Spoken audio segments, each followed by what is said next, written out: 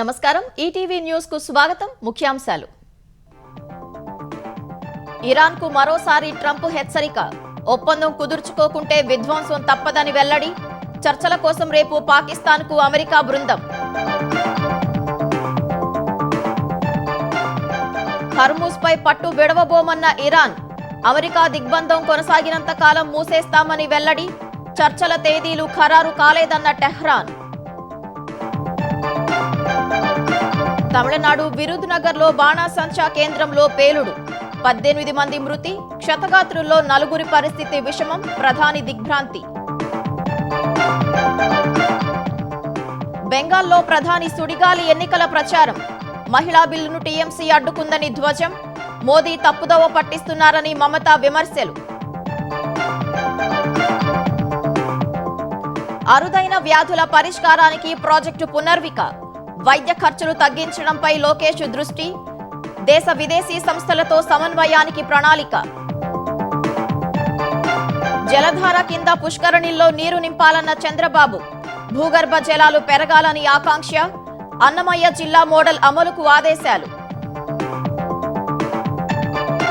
గవర్నర్తో CM Revanth Reddy సమావేశం ఎమ్మెల్సీలుగా అజారుద్దీన్ కోదండరాం పేర్లు ఖరారు చేయాలని వినతి డ్రగ్స్ నివారణపైన చర్చలు తెలంగాణలో పలు జిల్లాల్లో వడగండ్ల వాన తడిసి ముద్దైన ఆరబోసిన ధాన్యం మొక్కజొన్న పొద్దుతిరుగుడు రైతులకు తప్పని తిప్పలు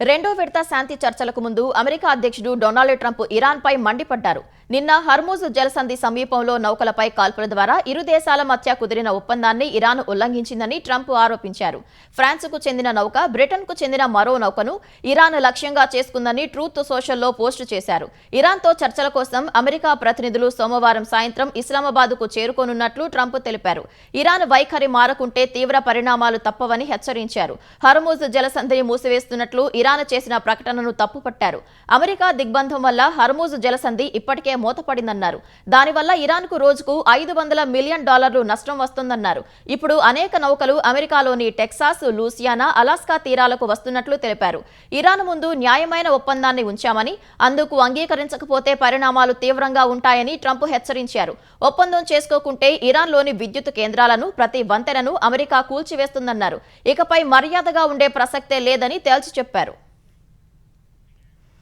అమెరికా తమ పోర్టుల దిగ్బంధనాన్ని కొనసాగించినంతకాలం హర్మూజ్ జలసంధిని మూసే ఉంచుతామని ఇరాన్ తేల్చి చెప్పింది శత్రువులకు ఘోర పరాజయాన్ని రుచి చూపించడానికి తమ నౌకాదళం సిద్ధంగా ఉందని సుప్రీం లీడర్ మొస్తఫా ఖమేనీ పేర్కొన్నారు ఈ మేరకు ఆయన పేరిట ఓ సందేశాన్ని ఇరాన్ ప్రభుత్వ టీవీ ప్రసారం చేసింది పశ్చిమాసియా ఉద్రిక్తతలను గౌరవప్రదంగా ముగించాలని కోరుకుంటున్నామని ఇరాన్ అధ్యక్షుడు మసూద్ పెజెష్కియాన్ తెలిపారు తమ చట్టబద్ధమైన అణు హక్కులను హరించే అధికారం ఏ దేశానికి లేదని ఆయన స్పష్టం చేశారు అమెరికాతో శాంతి చర్చల్లో కొంత పురోగతి సాధించిన తుది ఒప్పందానికి చాలా సమయం పడుతుందని ఇరాన్ పార్లమెంటు స్పీకర్ మొహమ్మద్ ఘాలిబఫ్ తెలిపారు తదుపరి విడత చర్చలకు ఇంకా తేదీ ఖరారు కాలేదన్నారు శత్రువును ఓడించేందుకు చివరి శ్వాస వరకు పోరాడుతామని ఇరాన్ ఆర్మీ చీఫ్ అమీర్ హతామీ స్పష్టం చేశారు తమ దేశ ప్రాదేశిక సమగ్రతను కాపాడుకునేందుకు సిద్ధంగా ఉన్నామని తెలిపారు కాల్పుల విరమణ సమయంలో ఆయుధ సంపత్తిని పెంచుకోవడంపై దృష్టి పెట్టామని ఐఆర్జీసీ ఏరోస్పేస్ ఫోర్స్ కమాండర్ మజీద్ మౌసవి తెలిపారు తమిళనాడులో భారీ పేలుడు సంభవించింది విరుధునగర్ సమీపంలోని కట్టనార్పట్టిలో బాణాసంచా తయారీ పరిశ్రమలో జరిగిన విస్ఫోటంలో 18 మంది మృతి చెందారు గాయపడిన వారిలో 4 పరిస్థితి విషమంగా ఉంది పేలుడు సమయంలో 100 మంది కార్మికులు పనిచేస్తున్నట్లు సమాచారం పేలుడు ధాటికి బాణాసంచా తయారీ పరిశ్రమ పూర్తిగా ధ్వంసమైంది శిథిలాల కింద మరికొందరు ఉంటారనే అనుమానంతో సహాయ చర్యలు కొనసాగుతున్నాయి పేలుడు తీవ్రతకు సమీప ప్రజలు భయాందోళనతో పరుగులు తీశారు ఈ ఘటనపై తమిళనాడు ముఖ్యమంత్రి ఎంకే స్టాలిన్ దిగ్భ్రాంతి వ్యక్తం చేశారు వెంటనే ఘటనాస్థలికి వెళ్లాలని మంత్రులను ఆదేశించారు బాణాసంచా పరిశ్రమలో పేలుడుపై రాష్ట్రపతి ద్రౌపది ముర్ము ప్రధాని నరేంద్ర మోదీ దిగ్భ్రాంతి వ్యక్తం చేశారు భారీ ప్రాణ నష్టం సంభవించడం తమను ఎంతో కలిచివేసిందని తెలిపారు బాధిత కుటుంబాలకు ప్రగాఢ సానుభూతి తెలుపుతూ ఎక్స్లో పోస్టు చేశారు మహిళా రిజర్వేషన్ల అమలుకు ఉద్దేశించిన బిల్లును అడ్డుకోవడం ద్వారా బెంగాల్ ఆడబిడ్డలను తృణమూల్ కాంగ్రెస్ టీఎంసీ మోసం చేసిందని ప్రధాని నరేంద్ర మోదీ ఆరోపించారు. అసెంబ్లీ ఎన్నికల్లో ఆ పార్టీని మహిళలు శిక్షిస్తారని జోస్యం చెప్పారు. బెంగాల్ ఎన్నికల ప్రచారంలో భాగంగా బంకురా, పురులియా, జార్గ్రామ్, మెదినీపూర్లలో ప్రధాని పర్యటించారు. మహిళా సాధికారత, భద్రతకు బీజేపీ మారుపేరని, అందుకే ప్రతి రాష్ట్ర ఆడబిడ్డలు బీజేపీకి ఆశీస్సులు ఇస్తున్నారని తెలిపారు. చొరబాట్లను ప్రోత్సహిస్తూ బెంగాల్లో భాషా, సంస్కృతులను టీఎంసీ మార్చివేస్తోందని ఆరోపించారు. తృణమూల్ బుజ్జగింపు రాజకీయాలతో రాష్ట్ర సామాజిక స్వరూపం మారిపోయిందని మండిపడ్డారు. గిరిజన ప్రాబల్య జిల్లాల్లో రోడ్లు, తాగునీరు, ఉద్యోగాలు, మౌలిక సదుపాయాలను దూరం చేశారన్న మోదీ టీఎంసీ పాలనను మహా జంగల్ రాజ్ అని అభివర్ణించారు. बंगाल की बहनें चाहती थी कि उनको 33% आरक्षण मिले। मोदी ने ये सुनिश्चित किया। बंगाल की बहनें चाहती थी कि ये 2029 से ही लागू हो।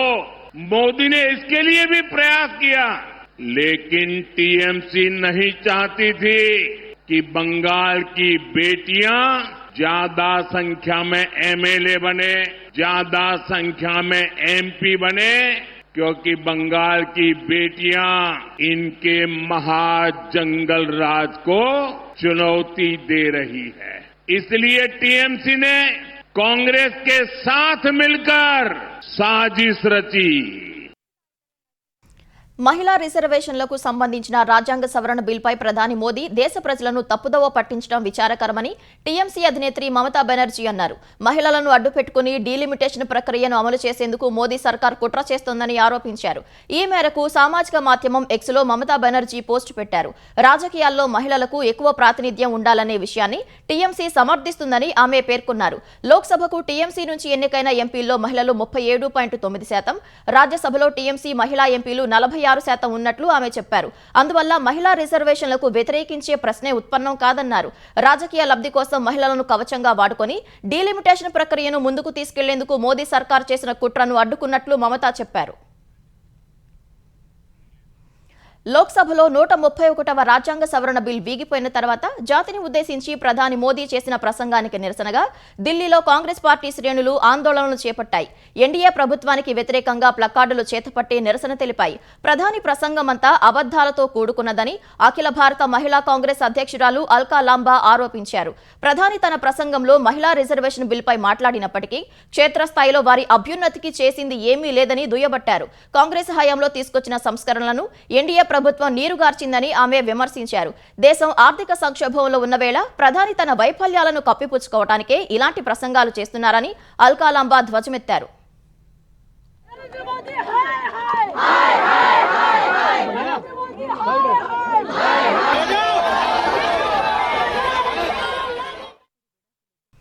మహిళా రిజర్వేషన్ల బిల్ అమలుకు కాంగ్రెస్ ఇండియా కూటమి వ్యతిరేకం కాదని ఎంపీ చామల కిరణ్ కుమార్ రెడ్డి స్పష్టం చేశారు. డీలిమిటేషన్ కు మాత్రమే వ్యతిరేకమని ఆయన వివరించారు. డీలిమిటేషన్ చేయాలంటే అన్ని రాజకీయ పార్టీల అభిప్రాయాలను తీసుకోవాలని ఆయన డిమాండ్ చేశారు. దేశవ్యాప్తంగా ఇండియా కూటమిపై బీజేపీ దుష్ప్రచారం చేస్తోందని ఎంపీ చామల ధ్వజమెత్తారు. 2023లోనే అన్ని పొలిటికల్ పార్టీలు మహిళా రిజర్వేషన్ ని క్లియర్ చేయడం జరిగింది. 24లో పెడితే మా ఎవరికి ఆబ్జెక్షన్ లేకుండే. ఈ 543 సీట్లలోనే 24లో 33% మహిళలకు ఇవ్వాలి అని అన్ని పొలిటికల్ పార్టీస్ ఒక 2 సభ్యులు తప్ప మిగతా వాళ్ళందరూ కూడా ఒప్పుకున్నారు. కానీ ఆ రోజు నరేంద్ర మోడీ గారు తెలివిగా 27 సెన్సెస్ తర్వాతనే మహిళా రిజర్వేషన్ బిల్లు తీసుకొస్తా అని చెప్పిందే వాళ్ళు, ఆ క్లాస్ పెట్టిందే వాళ్ళు ఆ రోజు. ఇప్పుడు అవన్నీ పక్కన పెట్టి సడన్ గా ఇప్పుడు కూడా అన్ని పొలిటికల్ పార్టీస్ మహిళా రిజర్వేషన్ కి వ్యతిరేకం కాదు, డీలిమిటేషన్ కి వ్యతిరేకము. ఈ రోజు కూడా మేము చెప్తున్నాం 33% రిజర్వేషన్ రేపు ఇచ్చినా మాకు ప్రాబ్లం లేదు, కానీ 543 సీట్లలో ఇచ్చుకోండి. మహిళల ఆశలు, ఆకాంక్షలను కాంగ్రెస్ దాని మిత్రపక్షాలు చిదిమేశాయని కేంద్ర మంత్రులు రామ్మోహన్ నాయుడు, శ్రీనివాస్ వర్మ విమర్శించారు.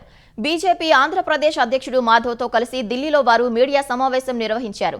బిల్లును అడ్డుకొని కాంగ్రెస్ ఘోర పాపం చేసిందని, చట్టసభల్లో మహిళలకు దక్కాల్సిన హక్కును అడ్డుకుందని ఆగ్రహం వ్యక్తం చేశారు. కాంగ్రెస్ వైఖరికి నిరసనగా విజయవాడలో మహిళా ఆక్రోశ సభ నిర్వహిస్తామని తెలిపారు.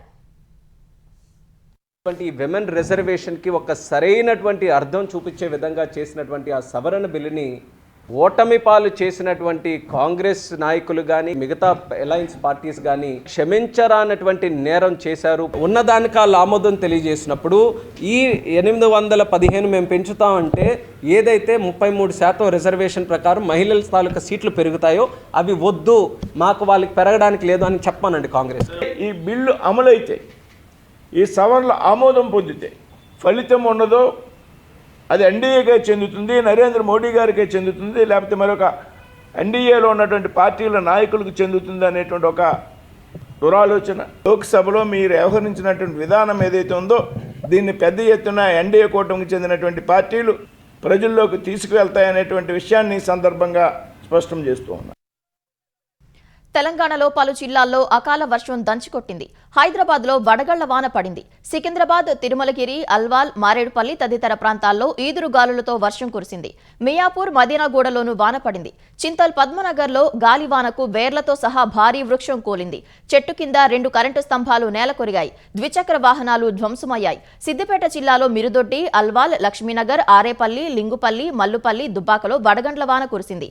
అకాల వర్షానికి కోత దశకు వచ్చిన పంటలు, కల్లాల్లో ఆరబోసిన ధాన్యం తడిసిపోవడంతో రైతులు కన్నీటి పర్యంతమవుతున్నారు.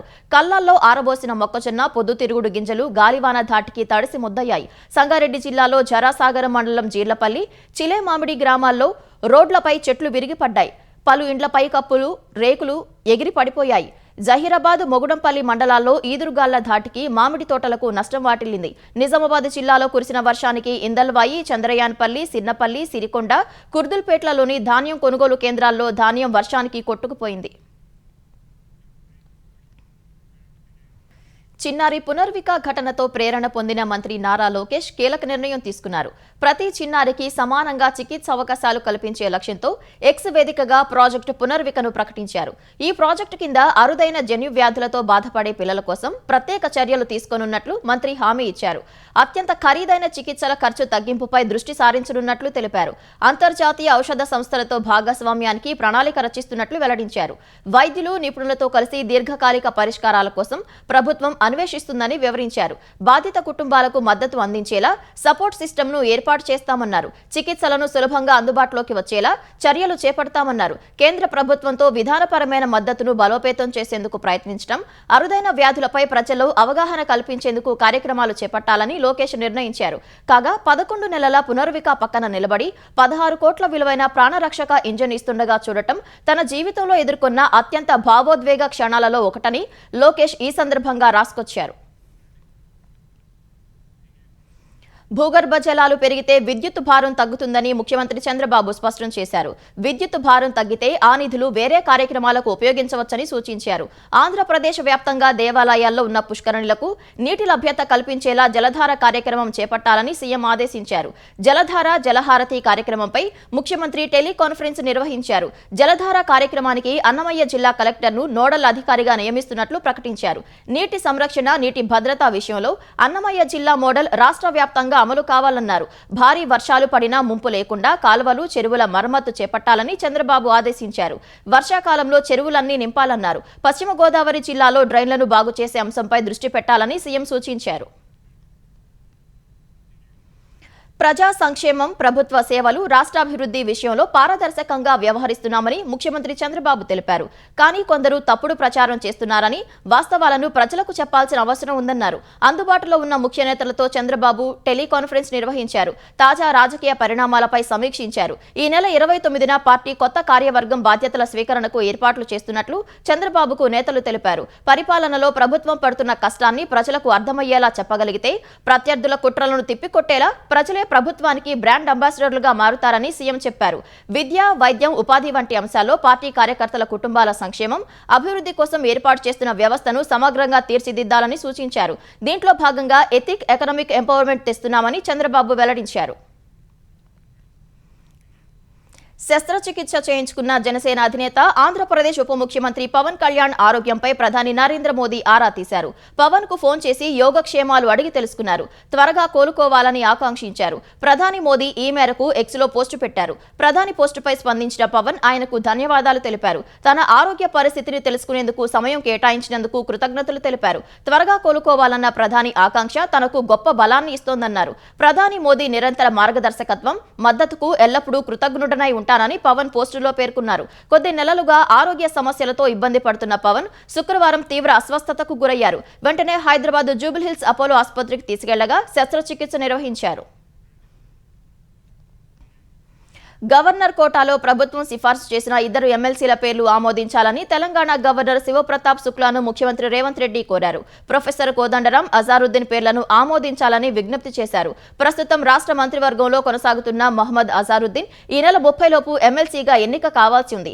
రాజ్యాంగం ప్రకారం ఎమ్మెల్యే లేదా ఎమ్మెల్సీ కాకుండా మంత్రిగా ప్రమాణం చేసిన వ్యక్తి 6 నెలల లోపు ఏదో ఒక సభలో సభ్యుడిగా ఎన్నిక కావాలి. అజారుద్దీన్ మంత్రి పదవి చేపట్టి ఈ నెల 30 నాటికి 6 నెలలు పూర్తి కానున్నాయి. ఈలోగా గవర్నర్ ఆయన ఎమ్మెల్సీ నియామక ఫైల్పై సంతకం చేయకుంటే అజారుద్దీన్ మంత్రి పదవిని కోల్పోయే ప్రమాదం ఉంది. ఈ క్రమంలోనే గవర్నర్ను కలిసి ఎమ్మెల్సీల పేర్లు ఆమోదించాలని సీఎం రేవంత్ రెడ్డి కోరారు. గవర్నర్తో సమావేశంలో తెలంగాణలో మాదక ద్రవ్యాల కట్టడికి తీసుకుంటున్న చర్యలు, అనుసరించాల్సిన వ్యూహాలపై సీఎం చర్చించినట్లు తెలుస్తోంది. మరోవైపు ఎమ్మెల్సీల పేర్ల ఆమోదానికి సంబంధించి న్యాయపరమైన, సాంకేతికపరమైన అంశాలపై గవర్నర్ శివప్రతాప్ శుక్లాతో CS Ramakrishna Rao, advocate general Sudarshan Reddy నిన్న చర్చించినట్లు లోక్ భవన్ వెల్లడించింది. రోడ్ భద్రతను ప్రతి పౌరుడు సామాజిక బాధ్యతగా తీసుకోవాలని తెలంగాణ రవాణా శాఖ మంత్రి పొన్నం ప్రభాకర్ పిలుపునిచ్చారు. ఒకరి ప్రాణాన్ని కాపాడటం వల్ల కలిగే తృప్తి ఇంకేమీ ఉండదన్నారు. హైదరాబాద్ గచ్చిబౌలిలోని ఇంజనీరింగ్ స్టాఫ్ కాలేజ్లో నిర్వహించిన అరైవ్ అలైవ్ కార్యక్రమానికి మంత్రి ముఖ్య అతిథిగా హాజరయ్యారు. రహదారి ప్రమాదాల పట్ల ప్రజలు అప్రమత్తంగా ఉండాలన్నారు. ప్రమాద బాధితులను సకాలంలో ఆసుపత్రికి చేర్చి ప్రాణాలు కాపాడే వారికి 25,000 నగదు బహుమతిగా ఇస్తున్నట్లు మంత్రి తెలిపారు. డ్రైవింగ్ లైసెన్స్ నడపగలిగిన వాళ్ళకే డ్రైవింగ్ లైసెన్స్ ఇస్తాం. ఇప్పటికే బ్రోకర్ సిస్టమ్ రద్దయింది. అంతా కూడా మాన్యువల్ పక్కన పెట్టి కంప్యూటరీకరణ చేసే ప్రయత్నం చేస్తా ఉన్నాం. అందులో భాగంగానే వెహికల్ ఫిట్నెస్ కూడా ATS ఆటోమేటిక్ టెస్టింగ్ స్టేషన్లు తెచ్చే ప్రయత్నం చేస్తా ఉన్నాం. ఆటోమేటిక్ డ్రైవింగ్ టెస్టులు తేవడం ద్వారా ఎవరైనా సరే, ఎంత పెద్ద రాజకీయ మంత్రిని నాకు లైసెన్స్ ఎందుకు రాదంటే నాకు బండి నడపగలిగితే మాత్రమే లైసెన్స్ వస్తుంది. తెలంగాణ లోపల రోడ్డు ప్రమాదాలను తగ్గించాలి. నిజంగా నడపగలిగిన వారికి లైసెన్స్ ఇవ్వాలి. లైసెన్స్ కూడా నడిపితే కఠినంగా శిక్షించాలి అనేటువంటి విధానాలు తీసుకొచ్చే ప్రయత్నం చేస్తాను.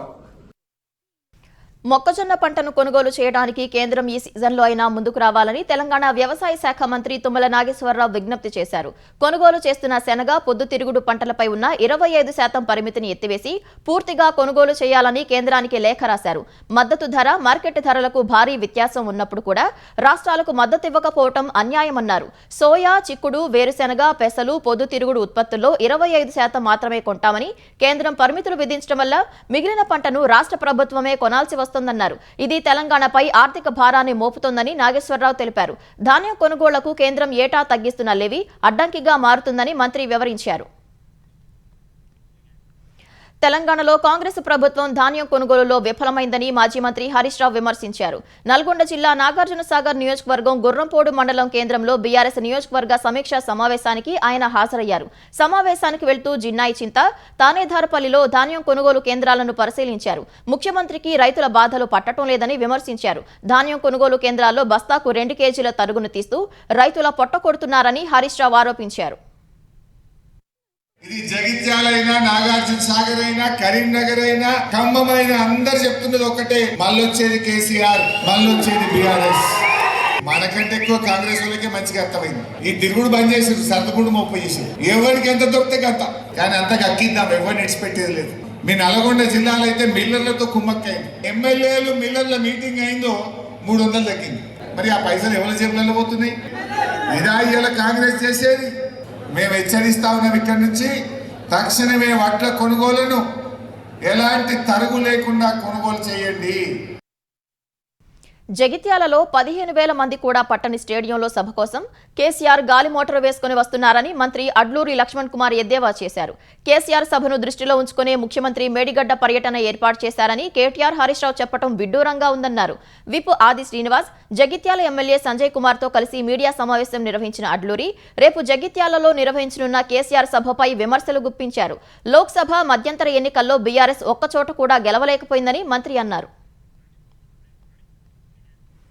ఉత్తర కొరియా మరోసారి క్షిపణి పరీక్షలు నిర్వహించింది. ఈ ఉదయం తూర్పు తీర నగరమైన సిన్పో నుంచి బహుళ బ్యాలిస్టిక్ క్షిపణులను ప్రయోగించింది. వీటిని జపాన్, దక్షిణ కొరియా ధృవీకరించాయి. ఈ ప్రయోగాల నేపథ్యంలో జపాన్ అప్రమత్తమైంది. జాతీయ భద్రత కోసం తక్షణమే అత్యవసర బృందాన్ని ఏర్పాటు చేసినట్లు ఆ దేశ ప్రధాని సనాయే తకైచి తెలిపారు. ఎలాంటి పరిస్థితినైనా ఎదుర్కోవడానికి తాము పూర్తి సిద్ధంగా ఉన్నామని స్పష్టం చేశారు.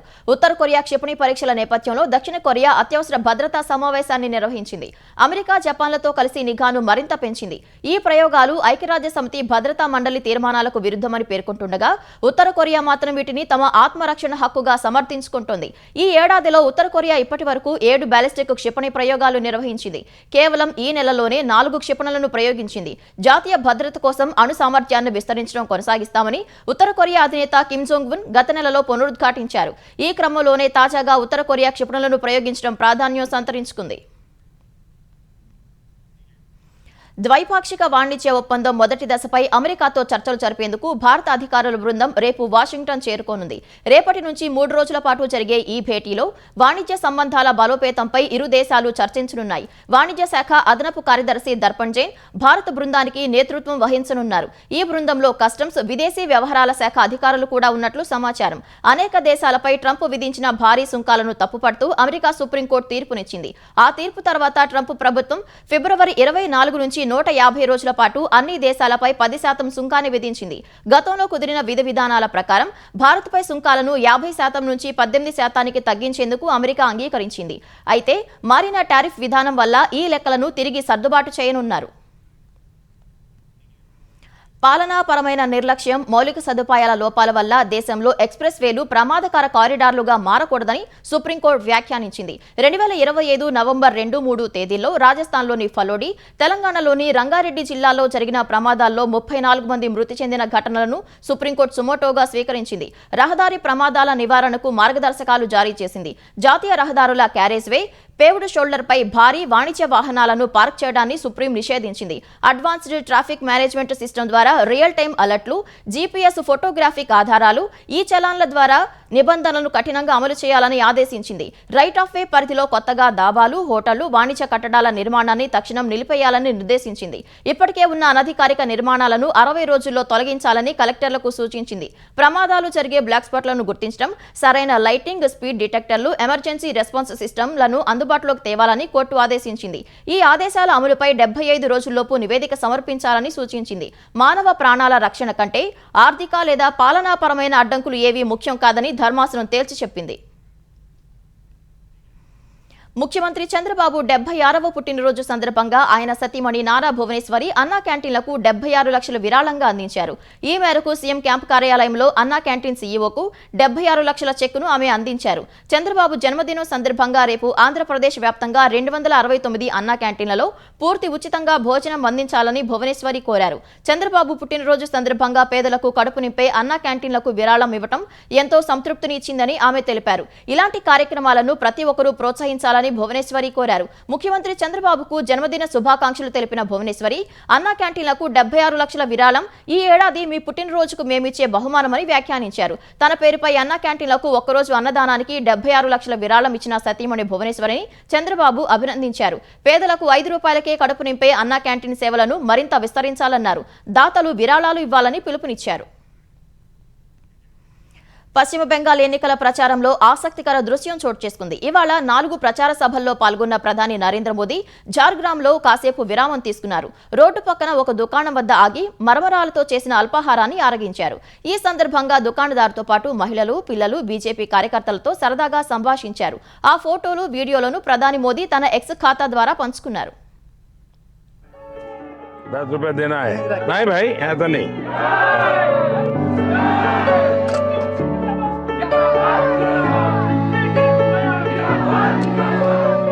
बढ़िया बनाओ జై శ్రీరామ్